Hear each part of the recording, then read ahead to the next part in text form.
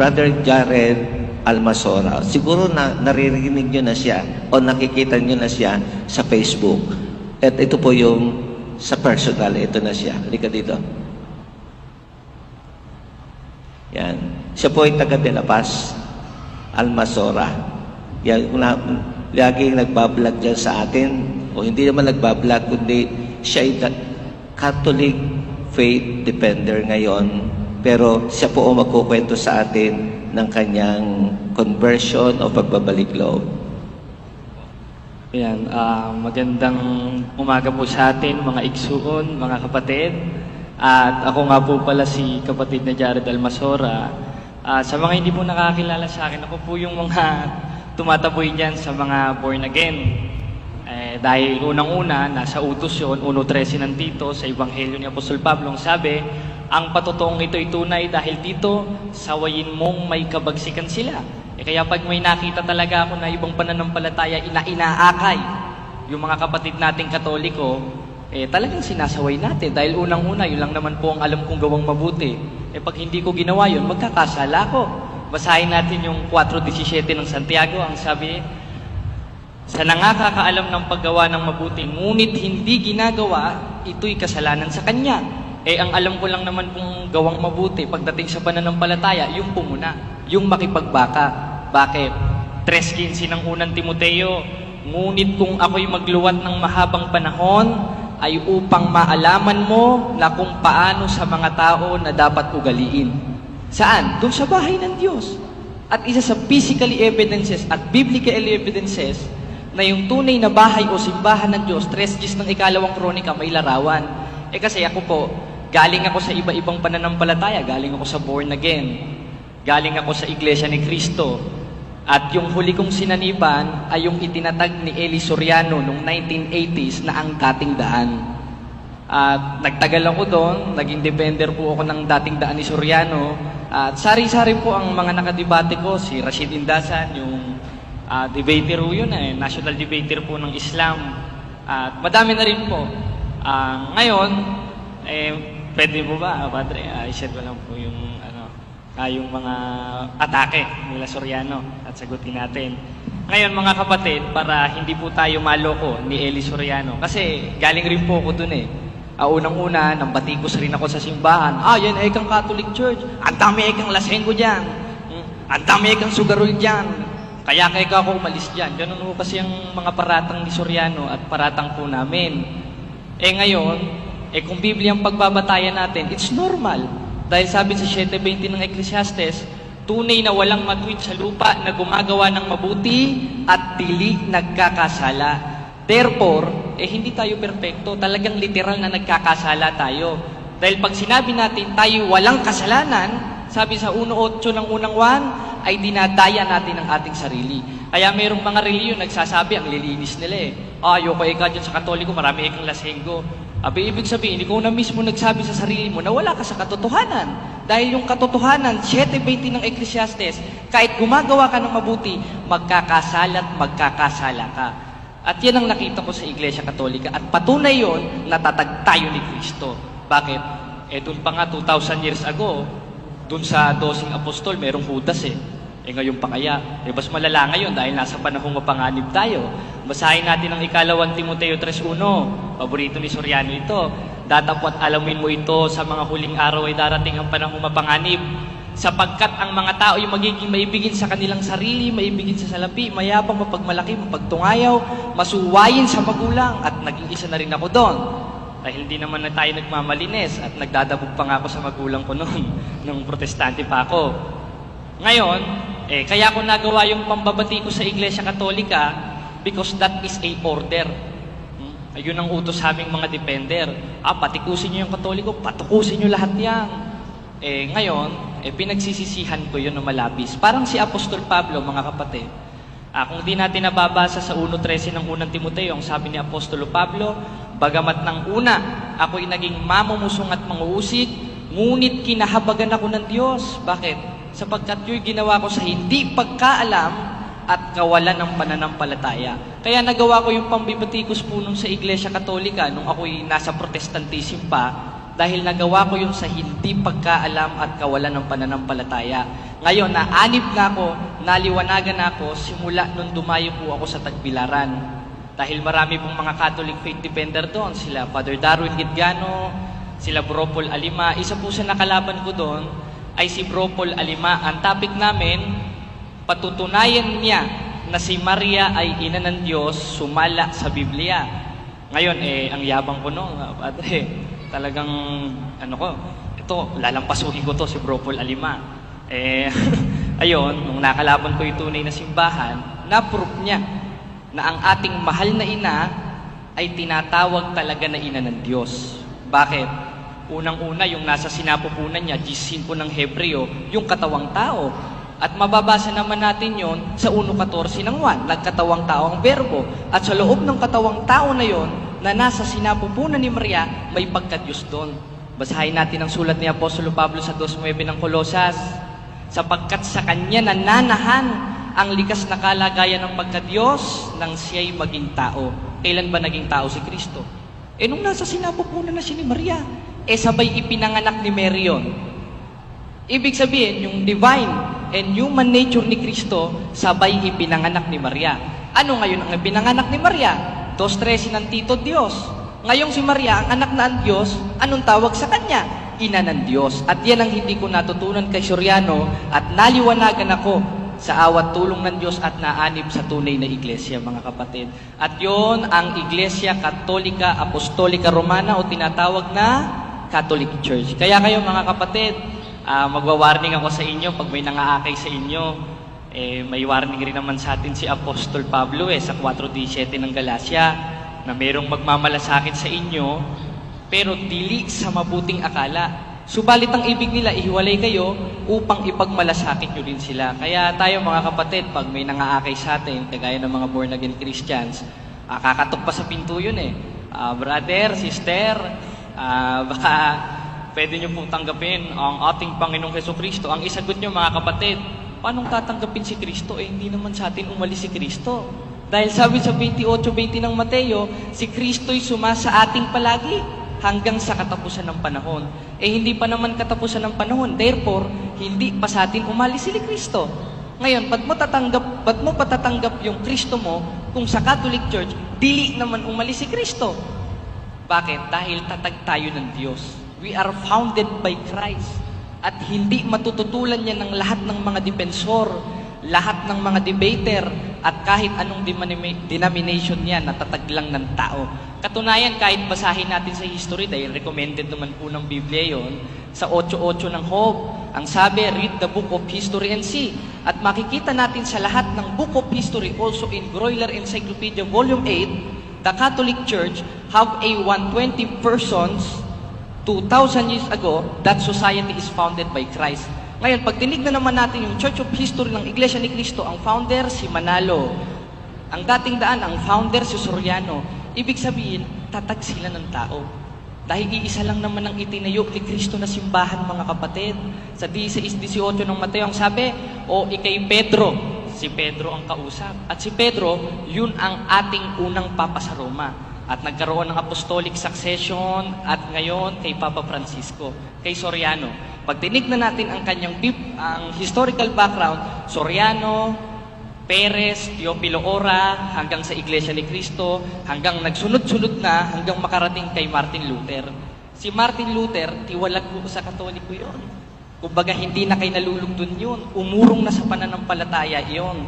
Therefore, ang ninuno ni Soriano si Martin Luther at si Martin Luther yung itiniwalag ng Iglesia Katolika na hindi na kinalulugdan. Gis 38 ng Hebreo.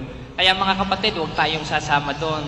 Nandito naman ako, i-chat nyo ako pag mayroong mga nang-aakay sa inyo, kahit Iglesia ni Cristo, sa awa tulong ng Diyos, hanggat may bibig ako, hanggat may pa ako, pupuntahan ko yan, kahit sino pang mga protestante yan. At ngayon, sa awa tulong ng Diyos, nagbubunga ang ating pakikipagbaka, gaya ng nasa 2 Korinto 4 hanggang 5, 28, 19, 20 ng Mateo, at yun ay si kapatid na Mago, yung nagkakamera ngayon. Dati siyang INC at dati rin siyang MCGI ni Soriano. Ngayon, sa awa tulong ng Diyos, babalik na siya at tatanggapin niya na lang ang sakramento ng bautismo. At gayon din si kapatid na Jody. Bro Jody, tara nga dito. At ma-interview ka. Ayan po si kapatid na Jody. Ngayon, magpo-profession of faith siya at tatanggapin yung sakramento ng ng kumpisal. Ayan, dati po siya sa Dating Daan. Talagang active member po ito sa Dating Daan no bro? Kwento mo nga story mo. Magandang umaga po sa inyo lahat mga kapatid. Ako po si kapatid na Jody Salvador. Ang aking kwento po sa aking pananampalataya, nung ako po ay nasa MCGA pa, nakakailang po ng kapatid na Jody. At yun po, kami naman po ay sinusubok po naman talaga namin po yung ang isang iglesia. Pinag-aaralan po namin talaga yon na about sa Bible. Naliwanagan po ako kasi sa tulong po katawan ng Panginoon na si kapatid na Jared, na ipaliwanag niya po sa akin na maayos ng iglesia na anibang ko po na ang MCGI ay itatag lang po ng tao na si Brother Eli Soriano. At ayun po, ngayon po magbabalik loob po ako ngayon dito po sa iglesia ng Diyos, sa Katoliko po, ayun lang po. At sa Diyos.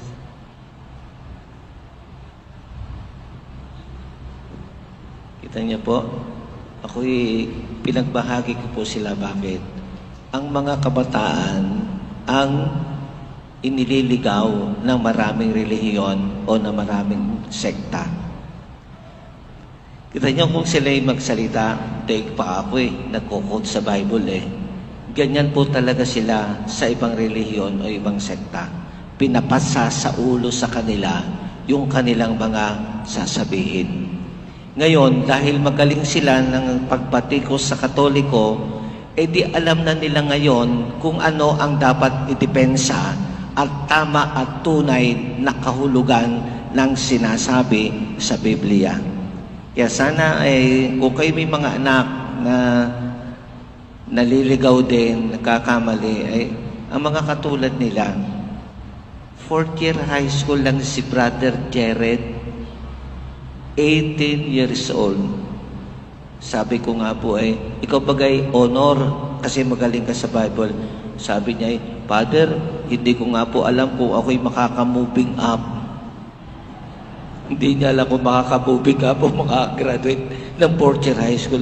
Pero magaling siya sa Bible. Yun ang kaloob sa kanya ng Diyos. Ang kaloob ng Espiritu Santo. Taga dyan lang po yan sa De La Paz. Pero nagpupunta ng Tagbilaran para i-train ni Father Darwin, isang Boholano na pari, para tinetrain talaga sila para sila po yung Catholic Faith Defender Crusade. Para po yun ang kailangan ng ating simbahan. Kaya po pinagbahagi ko po sa inyo para malaman nyo din naman na ang Catholic Church ay may ginagawa para tunay na ituro. Marami na pong pastor sa ibang relihiyon, sa ibang sekta, na convert na, bumalik na sa pananampalatayang Katoliko. Kasi bukas ang kanilang puso at kalooban para makatanggap ng isang katotohanan. Kaya po, ang ganda-ganda, conversion ngayon Conversion ang tema. Kaya inibita ko po nung siya po'y lagi nandyan sa harapan ng ating simbahan. Gawa po ay marami diyang nagpapahayag na ibang sekta, mga kabataan din, tungkol sa relihiyon. Pag pinasok niya, natataboy, umaalis. Hindi nga nagbalik yung mga nagpapahayagan kasi wala silang tamang maisagot kasi veterano itong kabataan na defender ng ating pananampalataya. Ano po? Kaya, unti-unti, dahan-dahan sa tulong ng Diyos, may biyaya ang Diyos. Magkakaroon din ng kaliwanagan ng marami. Meron po senior sa akin, si Brother Jared. Ang tawag po nila si kapatid, parang Iglesia ni Cristo. si kapatid. Yun naman sa English ay si brother. Yan. Tagalog lang sila Kaya, may senior sa akin, may mga lugar sa parteng Bisaya dahil nandun ang mga Catholic faith defender na uubos na ang Iglesia ni Cristo at saka Dating Daan sa kanilang lugar, pati ang mga Protestante. Kasi dati rin naman silang Catholic, umalis sa Catholic. Si Manalo, baptized po sa Catholic Church yun.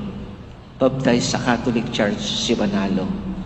Kaya lang, siyempre, humiwalay, nagtayo ng sarili, at meron silang sariling relihiyon ngayon. Kaya po ay, ang kulang talaga lang sa atin ay maintindihan yung ating pananampalataya bilang mga Katoliko. Kasi yung ibang Katoliko, hindi sila nagsaliksik ng pananampalatayang Katoliko, hindi nga nagsisimba. Paano sila matuturuan ng ganito? Kaya po ay salamat sa mga kabataan ganito na talagang naghahanap ng tunay na simbahan, naghahanap ng tunay na Diyos. Sana yung mga anak ninyo, ganun din maghanap sa tunay na Diyos, sa tunay na simbahan, para makasama din natin sila. Kasi kung talagang mapagmahal sa isang katotohanan, babalik at babalik sila at magsasabay. Mas gusto ko po yung galing sa ibang relihiyon, ibang sekta. Pag sila'y nagbalik loob sa Katoliko, sila ay masigasig sa pananampalataya. Samantalang yung marami nating Katoliko, nabinyagan lang sa Katoliko, hindi naman nag-effort sa pagiging Katoliko, ay mabuhay ang kanilang pananampalataya. Tingnan sila, dinidepensa nila, itinuturo nila ang ating pananampalataya. Kaya, yun yung kanilang pagbabalik loob. At yun, meron nga po siyang kasama ngayon na dating Iglesia ni Cristo, ngayon ibabalik sa ating pananampalataya. Isasama ko po siya doon sa profession of faith. Pagpapahayag ng pananampalatayang Katoliko, and then after nito, mamaya siya ay aking kukumpisalin para makabalik na uli dito sa ating pananampalataya. Okay po? O Brother Jody, halika dito. Sa Kristan,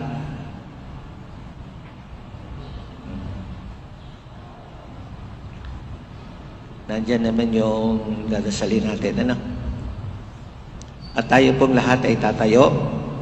Ipapahayag natin ang pananampalataya na matagal na natin dinadasal. Siya po ay ipapatong niya ni Brother Jody ang kanyang kamay sa Biblia na kung saan ay sandigan din ang ating pananampalataya para ipahayag sa Diyos na siya'y nagbabalik loob. Doon ang dasal na. Yan, hawak ka. Hawak sa Kristan. Sabay-sabay po nating sabihin at ikaw ay sumabay. Sumasampalataya ako sa Diyos Amang makapangyarihan sa lahat na may gawa ng langit at lupa. Sumasampalataya ako kay Hesukristo, iisang anak ng Diyos, Panginoon nating lahat. Nagkatawang tao siya, lala ng Espiritu Santo. Ipinanganak ni Santa Mariang Birhen, pinagpakasakit ni Poncio Pilato, ipinako sa krus, namatay, inilibing, nanaog sa kinaroroonan ng mga yumao. Nang may 3 araw, nabuhay na maguli, umakyat sa langit, naluluklok sa kanan ng Diyos Amang makapangyarihan sa lahat. Doon magmumulang paririto at tuhukom sa nangabubuhay at nangamatay na tao.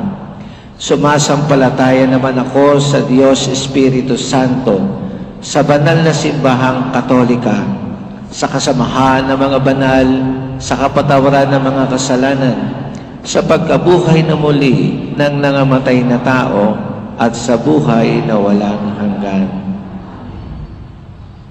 Okay, salamat, Brother Jody. Nakalagay po sa kanyang t-shirt ay proud to be a Catholic. Catholic until the end. Ug inyo nang nabati ang mga kamatuoran dinhi ning atong tulumanon. Kay sabay kamatuoran. Ako lang hinaot, kadaghang kamog nakatunan. Daghang salamat.